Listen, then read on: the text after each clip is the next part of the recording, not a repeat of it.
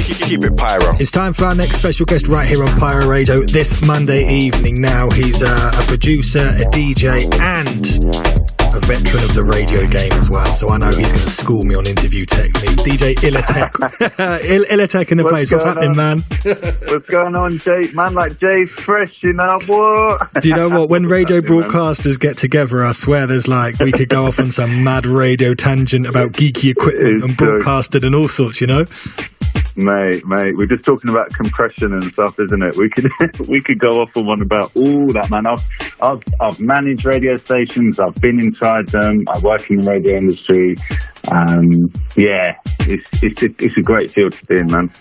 Exactly. So I thought, you know what, it absolutely makes sense to get you on the show. We are going to play your brand new track in a few minutes' time, but before then, I thought let's connect. And for you, I know about the radio background, and you've touched on it there. But for you, your love for the genre of UKG, where and when did that start for you? Do you know what, when I came up, it was I just love UK music, you know, and like UKG to me just really has been something which is so just UK culture. Like hip hop is great. I'm a hip hop head like till I die. Like I bleed hip hop, but that, you know, that comes from another country. And as well as we've got our own style of it, and we've got grime and all the rest of it, and I think grime is our version of hip hop, and you know, with the culture and the way it's grown up and the way it's ours. Like to me, UKG is something that is really just undeniably completely ours, and just like the whole culture that it birthed and the scene that it birthed, and grime came out of that, didn't it? So it's just something that I've always loved, and I've always kind of made it a little bit, and then I just over the years got a little bit more serious. I got a little bit better at it, to a semi-decent level, hopefully, you know. still like a lot to learn, and it's just watching like amazing, like when you're like learning how to DJ, you watch other DJs, right? Well, you should anyway. And like I was always looking at people like DJ EZ, and like he's just like the greatest DJ in the world. And the mad thing about him is he just keeps getting better. Like every year, like he could have just sat back. He could be doing just long fades, simple blends. He could be doing easy mixing and just letting the tracks do the talking. But he doesn't, you know, he's always like innovating and coming up with new styles that we all try to emulate. So, yeah, man. So that scene has always spoken to me. And I've got a lot of friends in that scene as well. So I've kind of always just naturally kind of like gravitated to it. And let me tell you, bro, there's nothing better than being on stage at Garage Nation with like thousands of people in front of you, and you're just smashing out the tunes and doing wheel-ups, and you've got MCs with you. And I've played many hip-hop sets in my life, but nothing will beat that. Nothing will beat that. So when it came to making music, I was just like, I've always gravitated towards this, because this just like feeds my soul. And I've always wanted to make music that gets played on a big stage, and you know, like at a big rave, and then like gets the wheel ups and gets the MCs talking, and like gets the crowd singing along and all that. So yeah, man, that's just kind of like why it's always been there for me. Yeah, I mean, you touched on some really interesting points there. That the blend and the mashing of genres that kind of gave us garage and everything that came thereafter. Like there is that unmistakable energy when you step into a rave, whether you're a customer, whether you're performing, like that energy and the tempo of the music, you know, it always gets you in a certain place. Do you know what I mean? So I totally hear where you're coming from. And from a production point of view, there's quite an interesting story about the kind of I believe an open A&R session around the new track Got My Mind. So let's talk a bit about that and what that session was all about. You know what it is? I'm always on the hunt for singers, because I like making, some of my producer friends just make instrumentals. They don't like working with singers because they say like singers are long, and they definitely are, but I just like collaborating with people. So I'm always on the hunt for like new fresh singers, and like someone who's got a sound that I like. So it's just things that I do. So I heard about in Boxpark in Croydon, there was this event going on. I'd love to shout them out, but I can't remember the name. But it was basically where like you go down there and you give your like tune to the people who are organising it, and then they had a panel of like 4 or 5 different people One of them was from like Guap magazine. The other one was a DJ. The other one was an A&R at one of the big labels. The other one was someone else. So they had like a panel of important people, and basically like people were coming up just playing their tunes. And I went there because I wanted to play my tune, which is like another one of my tracks. But the universe works in funny ways, because I got there a touch too late, because it was like massively, like really popular, and it was like first come, first served. So I got there a touch too late, but they're like, yeah, maybe we'll get to you. So I just thought, whatever, I'll come down to Croydon. Like, I live in Harrow, I work in central London. So I was just like, I'm just going to head down. So it's anyone knows, Croydon is a flipping mission to get to, yeah? So you've got to be dedicated to go Croydon. So I went there, and as fate would have it, they never played my track, and I stayed there till the end on my own. I was getting hot, the aircon wasn't working, I was wearing like 10 layers, and I was having to like take them off, and yeah, it was just uncomfortable. But I was watching all these different artists go up and perform, and like they were giving out their details at the end, and just Sam, who's the singer that I worked with on this song, everyone in there was doing drill, was doing trap, and a touch of bashment. That's it, yeah. Everyone was just drilling, straight drilling. Sam gets up on stage, he's completely different to anyone else. He's singing R&B, and he's just so like slick with it and so good, and he just had like a good vibe about him. And listen, let me tell you, the whole crowd just instantly like react to him like really favourably. Like people were cheering and stuff, and it just blew me away. And that didn't happen with all the other people that went up there. And so that, like when he came off stage, like I made it my mission just to run up on him and like introduce myself and be like, yeah. He probably thought like, who's this twit like coming up to me, you know? And then I just made sure that I hit him up pretty much within a couple of days. I sent him, because I was working on this tune anyway, and I sent it to him pretty quickly. I can't remember how long, but pretty quickly I sent him a rough guide version of this track, and then he got back to me quite quickly with like some voice notes of what ideas he had, because he's a singer-songwriter, which is amazing. And then and then we just got together. We clicked straight away.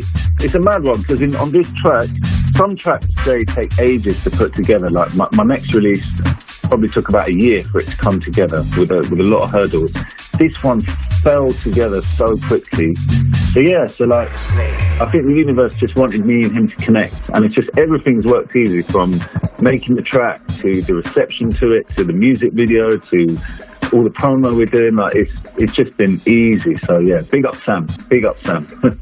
Well, yeah, man. I mean, that's what you find when you have that. Sometimes you have those organic, authentic records that just gel naturally and quickly, and it just flows. And you touched there very briefly on the video, which has like a nod to the old school in it. I saw like a gold and black Relentless Records release on the Technics and stuff like that. So that that for you and your history and depth of music, that must have been pretty fun to put that together and do that in that old kind of way. Do you know what I mean? It was jokes, man. Listen, watch the video, right? Watch the video. Just search for the video. I've put in so many old school little Easter eggs and nods. So like you said, there's different records in there which you can spot that we're selecting. We're using old school equipment. We kind of like made it like an old school pirate radio studio, kind of. And we got like old like magazines, and we got old tape players, if anyone knows what they are. And just like there's a lot of old school nods.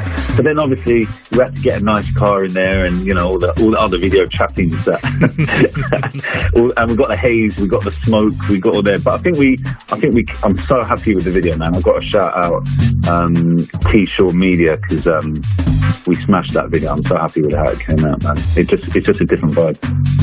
And moving ahead into 2021, UKG is always a genre that has so many offshoots. It's always there. Every summer, someone says there's going to be a resurgence because, two-step vocals, obviously very kind of summery and uplifting. But for you, how do you see what we call UK garage and the genres around that kind of evolving over the next 12 months and your releases and stuff like that? How does that look for you? Future's very healthy for garage. I mean, it's a weird one because people say, oh yeah, garage went away, and it did from the mainstream, but like on the underground, garage was still bubbling away and always has been. All the DJs were getting booked, all the MCs were getting booked, events were going on, I was still playing out. So it was always kind of still happening, but then it kind of, when Disclosure came out, they really helped to like bring it back to the forefront. And then every year there's just been different mainstream songs which have smashed it. Like most recently, obviously, you've got Lost Girl, you've got Disclosure back at the moment. You've had obviously AJ Tracy, you've had Mabel. Like, there's been loads of like kind of garagey vibes. Garage will never go away, man. Garage will never die, because it's like any time you get a two-step beat and someone singing over it and maybe someone dropping a 16, it's always going to sound fresh. It's always going to sound sick. So there's so many good producers at the moment who are just doing their thing, you know, like the likes of Flavor D, who's just like becoming bigger and bigger every year. There's Sammy Virgie, there's my brother Kingdom. There's loads of like amazing producers doing their thing at the moment. So the future for UKG is great, and I see more of it all the time. You know, Skepta like did a great thing when he done that tune with B Live. I think it was last year. Yeah, and that was a complete garage tune with the Sophie Ellis Bextor. That was so sick, man. It was sick, and I just love the fact he got B Live on that as well. Do you know what I mean? I know B Live. Come on, one of the baddest MCs to ever touch the mic, and B Live crushed that verse. He murked it. So it's like, yeah, man. So UKG's never going nowhere. It's never going nowhere. All the artists are pumping out tunes at the moment. So I knew that when I put this out and it got a good reception, I just knew. And then EZ played it. Like, he was the first guy to play it. And that for any UKG producer is just a dream come true, really. And then Shosh picked it up on Kiss, and then other DJs are picking it up. You know, it's still kind of like building as we speak. And then, you know, the likes of yourself, like, thank you for your support as well, my brother. And like other people are picking up. So the future garage is just getting better and better. And I've got more releases of my own coming. I've got another release with an artist called Natalie Good, who is this amazing singer. She's done some garage stuff herself with the likes of Sunship, and she does some other bits. And we put together a song with her with an MC called CKP. He's like a legend, man. CK, come on, bro. CKP. So we've got a tune with him, so that's coming out next. I need to shout out Black Habit. He's another producer right now who is doing great things in the garage scene. So he's done, he remixed my last tune, which was called Come Through, and he's doing a remix on another tune for me at the moment. So there's that still to come. And then I've got this tune with Natalie and CKP, which is called Turning Up the Sound, and it's very much a carnival inspired. You know, I kind of made it when Carnival was not happening, and I was like, I need to make a tune for Carnival, and it was like giving me that vibe. And it's got like a drum and bass beat switch in the middle, and it's kind of, yeah, man. And I've sampled like sounds from Carnival. I sampled one of the sound systems from Carnival, dropped that in there. So yeah, man, it's just all about the UK sound, really. It's just showing love to the UK scene. So that's the type of music I make, and that's the type of music I always make, just like UK vibes and showing love to this scene that we've got in this country that is so healthy and it's so culturally rich, and it's just got so many amazing artists that have come out with it. And hopefully I've got a big grime artist, right, who's contacted me. I don't want to say his name because then I'll jinx it, but at the same time I need to put this into the atmosphere. Bro, where the vocals at? I'm waiting on this artist.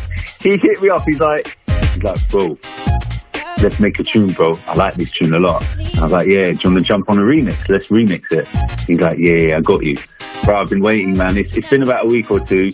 Where the vocals at? I need them vocals. And then we got a bad boy remix for this tune, man, with a big grime artist. So yeah, it's going good, Jay. It's going good, man. Good, man. That energy and all that progressive thinking is exactly what we like to hear. So thank you so much, ILLATEK, for joining us on Pyro today. Before you go, we'd love it if you can introduce your brand new track, and we'll play it right here, right now.